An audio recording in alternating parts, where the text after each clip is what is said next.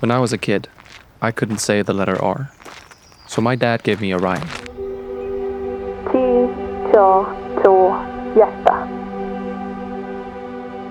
And at the end, one of two words: patience and discernment. 2 words repeated by a kid. They ended up shaping my whole life. Growing up out here teaches you patience, whether you want it or not. The bus, the farm, the early mornings. I've had a good life. Friends, basketball, not a worry in the world. But somewhere in all of it, something was missing. An emptiness I couldn't explain.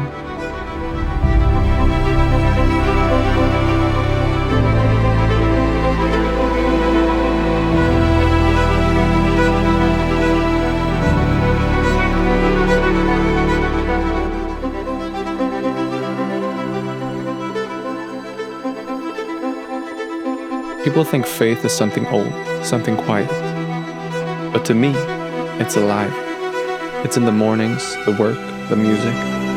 It's the foundation of everything I am. And that's what I try to share.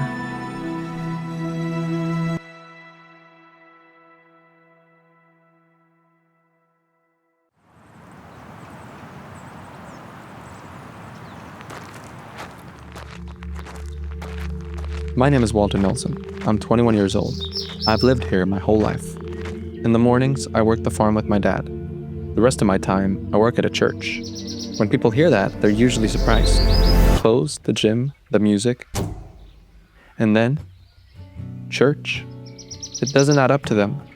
But I've learned that the outside rarely tells the whole story.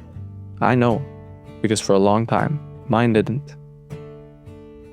I grew up on the farm with my parents and my older sister. We've always had horses. I've helped out for as long as I can remember, and more as I've gotten older. My school was 50 minutes away. All my friends were there, I lived here. So every day, my whole childhood, I was on the bus, there and back. Everyone else played football, I fell for basketball. Looking back, I know the way I grew up set me apart. Life was good. I had friends, stable grades. I was the kid who liked making people laugh. I was in all ways happy. There was something missing. I felt it on the bus, falling asleep at night. An emptiness I couldn't explain. I wasn't looking for an answer. I didn't know I needed one. But that year, one came looking for me. It was time for my confirmation. Honestly, I had no interest in Christianity. I'd barely considered God or Jesus as an option. But the people there caught me off guard. They had a special kind of joy, something genuine. I've never believed in anything without a reason, and I can't tell you exactly what made me believe. But I can tell you when it started. One night at camp, we wrote prayers on small notes. I sat there not knowing what to write. So I wrote 3 words.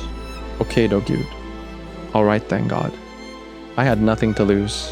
I just didn't know how much I had to gain. That little note changed more than I could have imagined. Not overnight, but somewhere along the way, the question became, whose opinion do I care most about? God's. And when you settle that, everything changes. You see people in a different way, more love.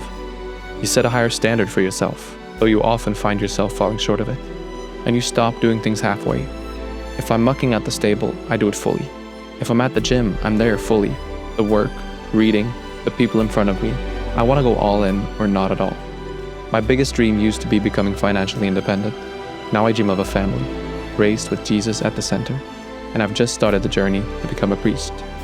I'm still working on things, how I treat people around me, how I discipline myself, and fully letting go of what people think. And somewhere along that journey, the emptiness has disappeared.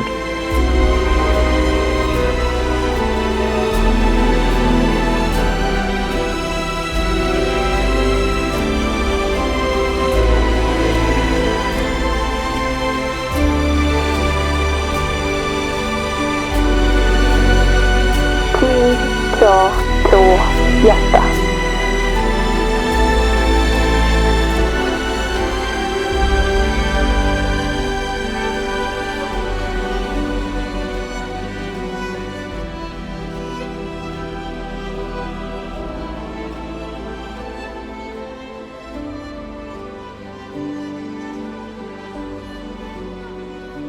If I could tell you anything, it would be this.